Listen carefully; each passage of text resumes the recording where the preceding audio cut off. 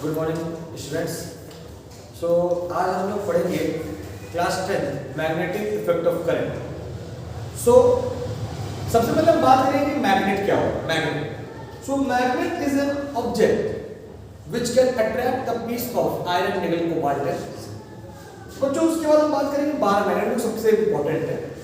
Bar magnet, a bar magnet is a rectangular in shape and the bar magnet has two poles. Bar magnet rectangular shape का होता है और उसके पास दो पोल होती है, नॉर्थ पोल और साउथ पोल। बच्चों अब देखो, अब मैग्नेटिक फील्ड की बात करते हैं। मैग्नेट के अराउंड चारों तरफ एक मैग्नेटिक फोर्स ऑफ अट्रैक्शन लगता है, उसी को हम लोग क्या बोलते हैं, मैग्नेटिक फील्ड। और मैग्नेटिक फील्ड को हम दिखाते हैं कैसे, magnetic field lines. Magnetic field lines. तो अब हमारे इस बार मैग्नेट की प्रॉपर्टी है कि जो मैग्नेटिक फील्ड लाइन जनरेट होती है वो नॉर्थ पोल से होती है और मैग्नेटिक फील्ड लाइन जो एंड होती है वो कहां से जाती है, साउथ से। So the magnetic field lines originates from north pole in a bar magnet and ends at south pole. यहां से जनरेट हुई, यहां पे खत्म हुई, यहां से जनरेट हुई, यहां पे खत्म हुई, यहां से जनरेट हुई, यहां पे खत्म हुई।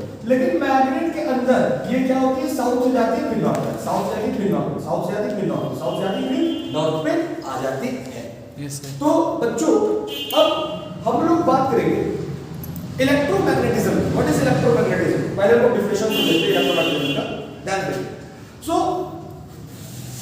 Hence Christian Oersted is a great scientist. Hans Christian Oersted जो थे ना, ये बहुत बड़े साइंटिस्ट थे।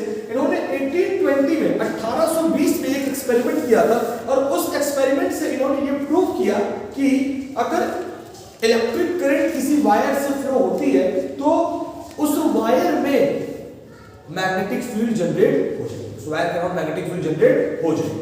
तो ध्यान से अब हम बच्चों बात करेंगे ऑर्स्टेड एक्सपेरिमेंट के बारे में। ऑर्स्टेड एक्सपेरिमेंट तो आप लोग शायद ये समझ गए होंगे, मैग्नेटिक फील्ड और हमारा बार मैग्नेट से जो मैग्नेटिक फील्ड निकलती है और जो जाती है नॉर्थ से साउथ। बच्चों देयर इज अ सब प्रॉपर्टी, जो कि इंपॉर्टेंट क्वेश्चन भी है, properties of magnetic field line.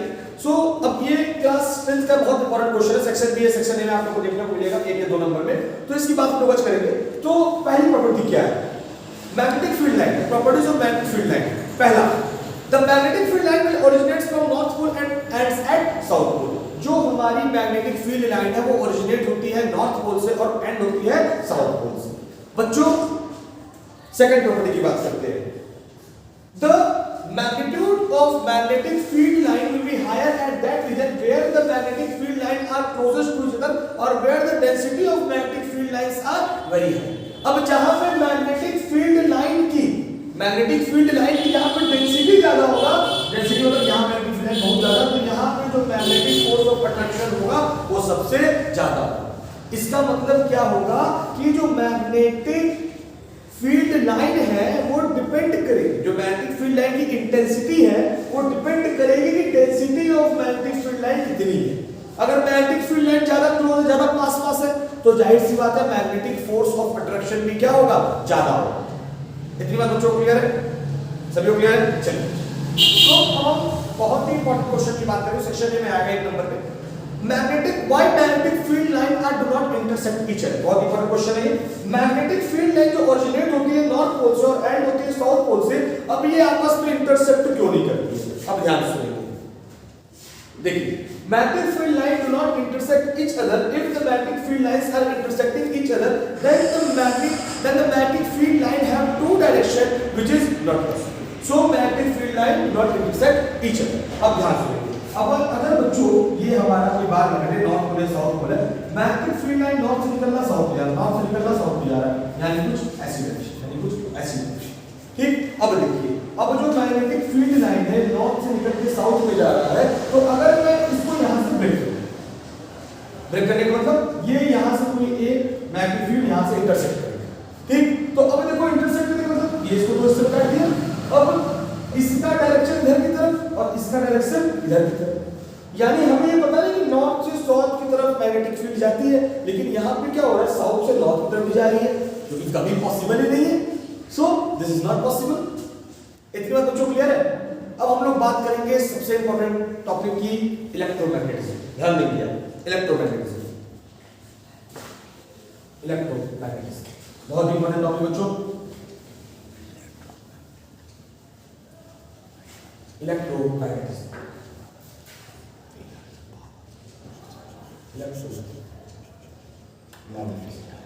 अब इसकी डिफिनेशन क्या है? डिफिनेशन तो इलेक्ट्रोमैग्नेटिज्म को खोजने वाले, डिस्कवर करने वाले फर्स्ट साइंटिस्ट थे बच्चों हैंस क्रिश्चियन ऑर्स्टेड। तो in 1820 Hans Christian Ørsted was doing an experiment by passing electric current in copper wire, and when the electric current is passed in a copper wire, a compass is placed near the copper wire, and the Ørsted have seen that there is a deflection in the compass. In the magnetic compass there is a deflection when the current I is passing in a wire, and by the help of this the Ørsted gives a theory of electromagnetism that when electric current is passed from a current carrying wire, then around that current carrying wire a magnetic field will be generated, and that magnetic field is applicable of deflecting the magnetic compass needle. अब हम देखेंगे इसको क्या उन्होंने किया ना। अभी हम क्या ले रहे हैं, मैंने क्या किया, एक बैटरी 20 वोल्ट की बैटरी है, that the positive terminal negative terminal, एक कॉपर वायर को मैंने क्या किया, अटैच किया। ये कॉपर वायर है, कॉपर वायर, कॉपर। ध्यान देंगे बच्चों, ध्यान देंगे तो ध्यान सुनेंगे। अब इस पॉइंट पे मैंने एम पे मैग्नेटिक कंपास को रख दिया। अब ये वायर को ऐसे अरेंज करेंगे कि वायर ए और बी जो है, जो ए है वो नॉर्थ की तरफ होगा और जो बी है वो साउथ। ध्यान रखिए, जो ए है वो नॉर्थ की तरफ होगा और बी जो है वो साउथ। और जो हमारा मैग्नेटिक कंपास ऊपर नॉर्थ और नीचे साउथ। अब यहाँ एक की लगा देंगे, की इलेक्ट्रिक की ये लगा। अब ध्यान रखिए, when the circuit is break, when the key is open, then no current I is flowing in a circuit, and when no current I is flowing in a circuit, then there is no deflection in a magnetic compass. इसका मतलब that means that no magnetic field is generated around the wire when no current is flowing in the wire. जब wire में कोई current flow नहीं हो रही है तो वायर के अराउंड कोई मैग्नेटिक फील्ड भी जनरेट नहीं होती। इतनी बात क्लियर सभी को? अब क्या हो रहा है, अब की को क्लोज करते हैं। when the key is closed, then the circuit is completed, and when the circuit is completed, then the current I is flowing in the circuit. अब जैसे ही मैंने की को क्लोज किया वैसे ही सर्किट कंप्लीट हो गई और आई करंट सर्किट में बहने लगी।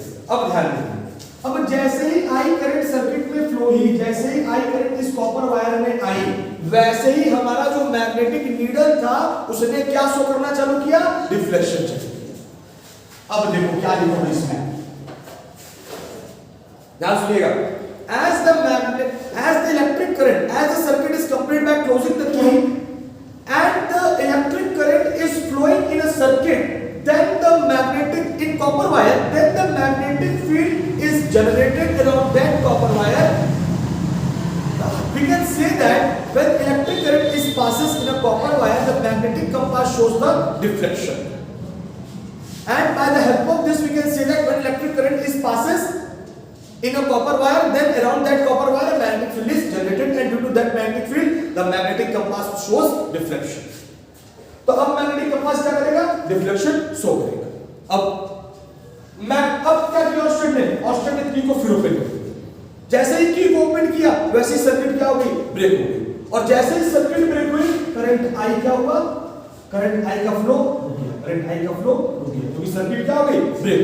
और जैसे ही सर्किट ब्रेक हुई करंट आई का फ्लो उस वायर में बंद हुआ, वैसे ही हमारा जो मैग्नेट था, जो हमारा मैग्नेटिक कंपास था, ये वायर के पैरेलल हो गया, यानी इसमें अब कोई डिफ्लेक्शन नहीं हो रहा है।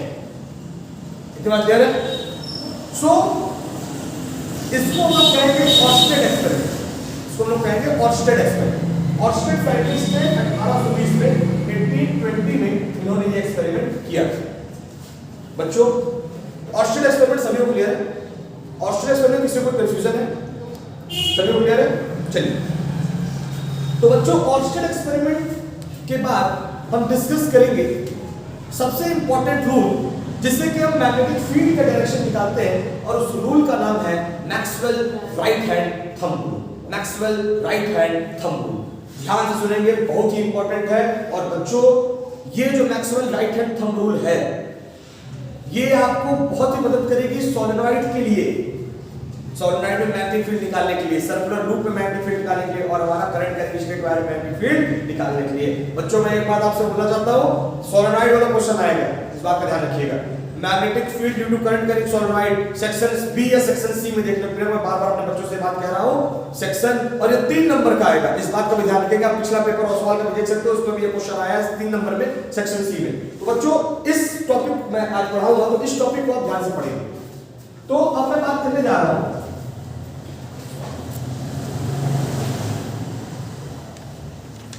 मैक्सवेल का right hand thumb, Maxwell right hand thumb, Maxwell right hand thumb. चलो पहले डेफिनेशन सुनते हैं। According to Maxwell right hand thumb rule, if we are imaging a current is flowing in a wire, and if we are holding that current carrying wire with our right hand as this, that our thumb will show the direction of current, then the curved finger will show the direction of magnetic field. Then the curved finger will show the direction of magnetic field.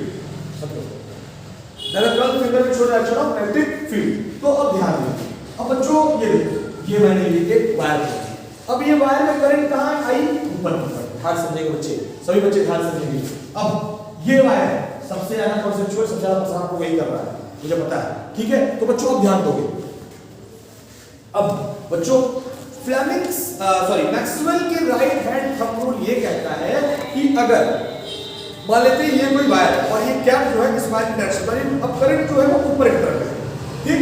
अब देखो current ऊपर की तरफ बह रही है, तो इस वायर को मैं ऐसे होल्ड करूंगा अपने हैंड में इस तरीके से कि जो मेरी थंब है वो करंट के डायरेक्शन में रहे, जो मेरी थंब है वो करंट के डायरेक्शन में रहे, और जो मेरी कर्ल फिंगर है, मेरी जो कर्ल फिंगर है वो शो करेगी डायरेक्शन ऑफ मैग्नेटिक फील्ड, वो शो करेगी डायरेक्शन ऑफ मैग्नेटिक फील्ड। तो अब ध्यान दीजिए, अब देखो, अब इसमें हम राइट हैंड थंब रूल लगाते हैं, मैक्सवेल का राइट हैंड थंब रूल लगाते हैं। अब देखिए करंट की है बच्चों ऊपर की तरफ, तो मैंने वायर को ऐसे पकड़ लिया, देखो पकड़ लिया वायर।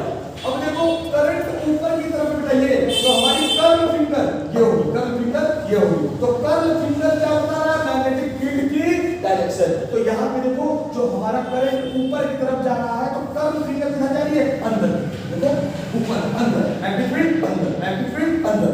यानी जब करंट की डायरेक्शन ऊपर है ऐसे, तो मैग्नेटिक फील्ड अंदर जा रही है, अंदर जा रही है फिर बाहर, अंदर जा रही है फिर बाहर, अंदर जा रही है फिर बाहर, ऐसे। तो मैग्नेटिक फील्ड क्या है? ऐसे पहले अंदर जा रही है, फिर क्या आ रही है? बाहर आ रही है, अंदर जा रही है बाहर। अब बच्चों ये क्या है? Anti clockwise direction. ये क्या है? Anti clockwise direction. अब हम इसकी बात करते हैं। तो चलिए बच्चों, तो अगर देखिए